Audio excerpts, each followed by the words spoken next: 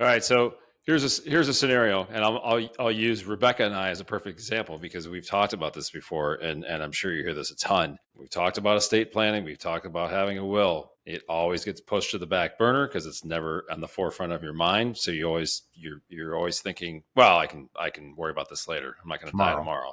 But let's face it, any one of us, God forbid, could die tomorrow. So let's say Becky and I sit down tomorrow and we say, we need to do this. So the first step is obviously call you guys and then just, I guess, briefly tell us, and you kind of surmised it already, but what are the first steps? Exactly what would you ask from us in preparation for that first meeting? I generally don't have my clients do a lot of prep work. I would give them some general things to think about. Okay, who's in charge? And like I said, what age do they get it?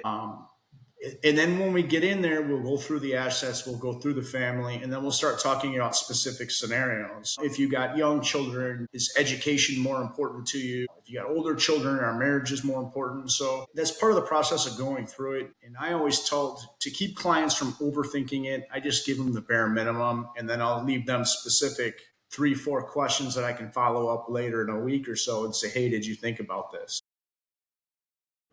I like that Takes I a approach. little. like to Yeah, I was just It's sorry. got Go to ahead. be it's got to be stressful. So I like to give them a few days to think about things, and then we'll email or we'll send out a message to them. Hey, we talked about X, Y, and Z. What were your thoughts? And I think that's a good way to bring it back because people do come in, and a lot of times they start the process and then they get cold feet, and then you got to reel them back in. That's a pretty consistent problem. There's always 6 to 8 plans of mine that are, I call them dated, but we started them 9 months to a year ago and we're still not completed. And you don't know Oh, why wow. that is, what happened to them, why they didn't finish. But there's always some plans that just, for whatever reason, don't complete quickly.